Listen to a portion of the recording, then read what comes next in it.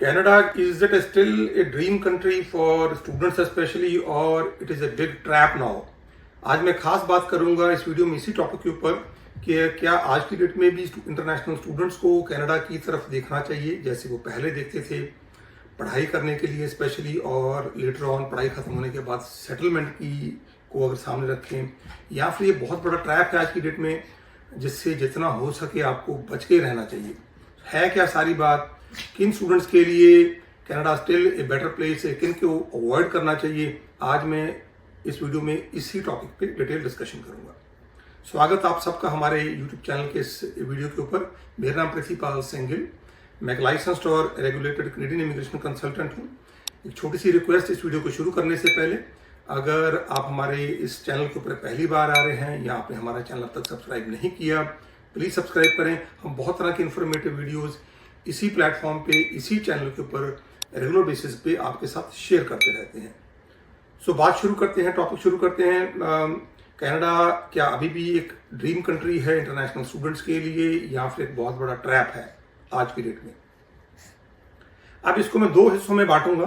पहला तो है स्टूडेंट्स जो +2 वाले स्टूडेंट्स हैं जिनके पास ग्रेड 12 की एजुकेशन है, उसके बाद वो कनाडा आना चाहते हैं, और दूसरे स्टूडेंट्स जिन्होंने ऑलरेडी ग्रेजुएशन कर ली इंडिया के अंदर और वो आना चाहते हैं कनाडा में एज इंटरनेशनल स्टूडेंट। अब अगर मैं +2 वाले स्टूडेंट्स की बात करूं, उनके लिए डेफिनेटली आज की डेट में अगर मैं सेटलमेंट की बात करूं तो it is a bit of a challenge in Canada. पढ़ाई is not a challenge at all, पढ़ाई वैसी ही है जैसे पहले थी। अब हाँ, डिपेंड ये करता है कि आप डिप्लोमा के लिए आ रहे हो या आप डिग्री के लिए आ रहे हो। अब इसमें दो बातें हैं। सबसे पहले वो स्टूडेंट्स जिनके पास फाइनेंशियल बैकग्राउंड अच्छा है, फैमिली के पास पैसे अच्छे हैं and they can afford your entire education. Education का कम से कम जो खर्चा कनाडा के अंदर आज की डेट में है anywhere between 40 to 50,000 Canadian dollars. ये सर मैं आपको ट्यूशन फी की बात कर रहा हूँ। इवन अगर आपका कॉलेज 17-18 हज़ार की फीस भी है साल की, स्टिल थोड़े से पैसे और लगा के चलिए खर्चे के, और 40 to 50,000 डॉलर्स उनको 60 से आप मल्टीप्लाई कर सकते हैं। सो 22-23 लाख से लेके 25-26 लाख का आप खर्चा आराम से देख रहे हैं। तो ये पैसे आपके पास बंदोबस्त है कि नहीं है, पहली बात तो आपको ये देखनी पड़ेगी। अब दूसरी कैटेगरी के स्टूडेंट्स वो हैं जिनके पास फाइनेंशियल बैकग्राउंड इतनी स्ट्रांग नहीं है कि वो एंटायर जो खर्चा है पढ़ाई का वो अफोर्ड कर पाए। कम पैसे हैं एंड उनके पास कोई चॉइस नहीं है लोन लेने की। मैं ऐसे बहुत से स्टूडेंट्स को जानता हूं जो 15 लाख, 20 लाख, 30-30, 35-35 लाख का लोन लेके दे कम टू कनाडा +2 के बाद, एंड उनके लिए बहुत बड़ा चैलेंज है आज की डेट में। उनको अगर मैं बोलूं कि उनके लिए क्या जो पॉसिबिलिटीज 2019 के पहले थी वैसी हैं, शायद नहीं। बड़ा रीजन है, एक तो पढ़ाई का खर्चा बढ़ गया, दूसरा living expense has gone up exponentially. बहुत ज्यादा जो लिविंग एक्सपेंस है वो बढ़ गया आज की डेट में। सो survival has become tough.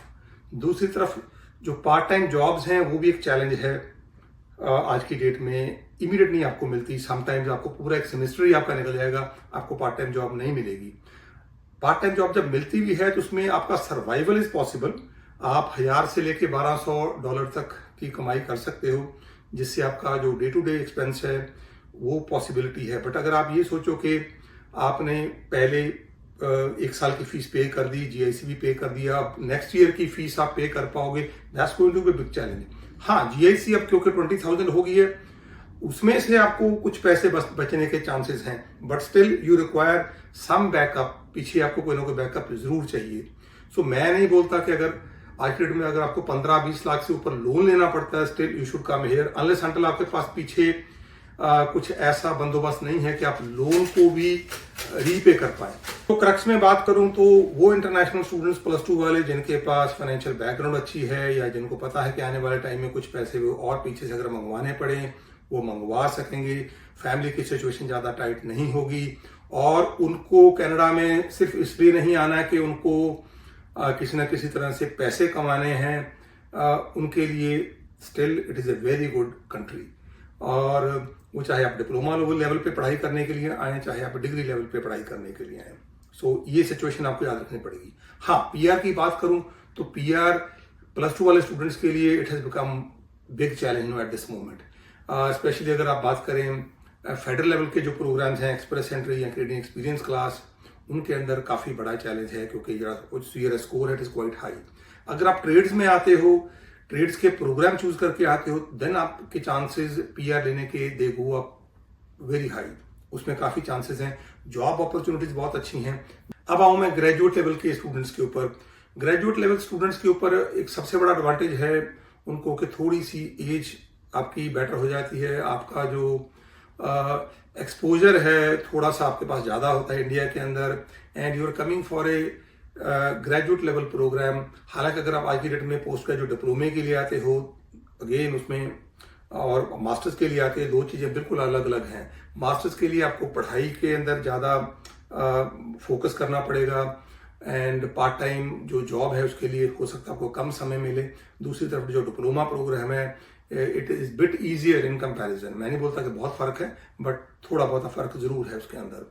Again depend भी करता है कि आप क्वालिफाई करते हो मास्टर्स के लिए कि नहीं क्वालिफाई करते, उसकी अलग अलग कंडीशंस हैं कनाडा के अंदर, अलग अलग इंस्टीट्यूशंस के अंदर। मैरिड जो स्टूडेंट्स हैं उनके लिए तो ऑब्वियसली जो ग्रेजुएट्स हैं उनके लिए आज डेट में मास्टर्स में आने का फायदा है, क्योंकि आप अपने स्पाउस को इनवाइट कर पाओगे। अदरवाइज आप अगर आप पोस्ट ग्रेजुएट डिप्लोमे के लिए आते हो तो आप अपने स्पाउस को स्पॉन्सर नहीं कर पाओगे ओपन वर्क परमिट के ऊपर।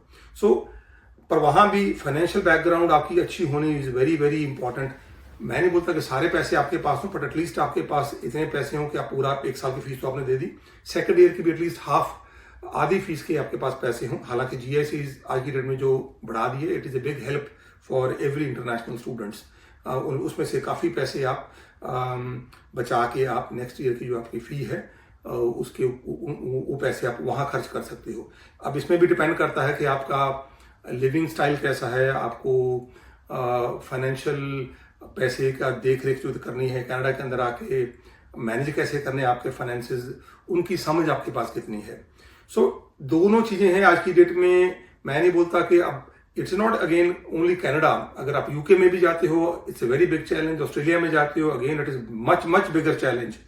इन दोनों कंट्रीज में तो आपके पास पीआर की ऑप्शंस बिल्कुल भी आपको सामने नजर नहीं आती, अनलेस अनटिल आपके पास आप ऐसे प्रोग्राम्स में जा रहे हो या आपके पास स्किल्स इतनी अच्छी हैं कि कल को आप उनमें क्वालिफाई करके पीआर ले सको। कनाडा में आज भी बहुत से ऑप्शंस हैं जहां पे अगर आपके पास बेसिक स्किल्स भी हैं still you are able to get PR. But हाँ, choice of programme, choice of province, it has become very very important now. पहले के मुकाबले काफी इंपॉर्टेंट हो गया। लोग काफी ज्यादा है कनाडा के अंदर, आप जानते ही हो, कट डाउन भी किया है इसीलिए इन्होंने। और जो एंटायर प्रोसेस है पीआर का, क्योंकि it is totally point based program, चाहे आप पीएनपी में आइए चाहे आप फेडरल लेवल पे आइए, अब वहां पे आपको क्वालिफाई होना पड़ेगा। जो पॉइंट्स हैं they are going up day by day. ज्यादा लोग हैं जो पीआर के लिए देख रहे हैं, पुराने स्टूडेंट्स काफी हैं। बट मैं ये नहीं बोलूंगा कि इट्स ए बिग डिस्करेजमेंट, आप बिल्कुल मत आइए, बट हाँ आप सोच के और समझ के आइए। सिर्फ यूट्यूब की वीडियोस देख के, किसी को सुना के, आपके आसपास का कोई बंदा चला गया इसी कॉम्प्लेक्स में कि वो चला गया मैं क्यों नहीं जा सकता, या ये सोच के कि बहुत ऐश है कनाडा के अंदर, जो बहुत से इंटरनेशनल स्टूडेंट सोचते हैं। मैं पूछता हूँ रेगुलरली उनसे, आप क्यों कनाडा है? बोलते कि हमारे दोस्तों ने बोला था बहुत ऐश है, हम पेरेंट्स से दूर जाके रहेंगे, सो हम अपनी तरफ से अपने तरीके की जिंदगी जी सकते हैं। ऐसी सिचुएशन आज की डेट में मेरे ख्याल में ठीक नहीं है। ये सोच के, ये डिसीजन लेके, अच्छी कारें देख के, अच्छी सड़कें देख के, अच्छी बिल्डिंग्स देख के मत आइए। थोड़ा सा जरूर एक्सप्लोर कीजिए, क्यों आप जा रहे हो, किस लिए जा रहे हो, क्या पॉसिबिलिटीज हैं। पीआर बाई चांस आपको नहीं मिलती तो आगे आप क्या कर पाओगे, और finances make lot of difference, ये जरूर याद रखिए। एक टाइम था कनाडा में सिर्फ वही लोग आते थे जो फाइनेंशियली वेरी गुड, बट आज की डेट में मिडिल क्लास नहीं, लोअर मिडिल क्लास के भी बहुत से बच्चे हैं जो आ रहे हैं, और बहुत बच्चे ऐसे हैं जो बिल्कुल इग्नोरेंट हैं, जिनको कुछ भी नहीं पता। तो थोड़ा सा एक्सप्लोर करके आइए। बाकी एक्सप्लॉयटेशन बहुत ज़्यादा है पंजाब हरियाणा के अंदर, बात करूँ तो बहुत ज़्यादा है। बहुत से बच्चों को मिलता हूँ मैं, फी आफ्टर वीज़ा, नकली कॉलेज, यहाँ कोई पोस्ट ग्रेजुएट वर्क परमिट नहीं है। ये चीज़ें डेफिनेटली आपको बहुत तंग करती हैं once you come to Canada, और बहुत स्ट्रेस देती हैं। माँ बाप को भी इस चीज़ की नॉलेज नहीं है, बट थोड़ा एक्सप्लोर जरूर कीजिए और एक अच्छा कंसल्टेंट हायर कीजिए। सिर्फ ये नहीं कि मैंने बस मुझे वीजा मिल जाए, पैसे मैं बाद में दे दूंगा, सारा गैम्बल खेल लूंगा। आज का जो डेट, आज की डेट में जो माहौल है वो गैम्बल का माहौल नहीं है, ये आपका मेक और ब्रेक है फॉर योर लाइफ। सो इसमें जरूर एक अच्छा डिसीजन लीजिए, हायर एक गुड कंसल्टेंट। मैं नहीं बोलता आप जाके सिर्फ वीजा फाइल लगवाओ, आप हायर कीजिए अच्छे कंसल्टेंट को जो आपको सलाह दे पाए। आप जाओ कि आप नहीं जाओ, अगर जाओ तो किस प्रोग्राम में जाओ, कहाँ पे जाओ, आगे पॉसिबिलिटीज क्या है, और जब आप कनाडा पहुंच जाते हो वहां पे आपको क्या हेल्प मिलेगी। मेक श्योर आपको सारी इंफॉर्मेशन ये जरूर पता हो।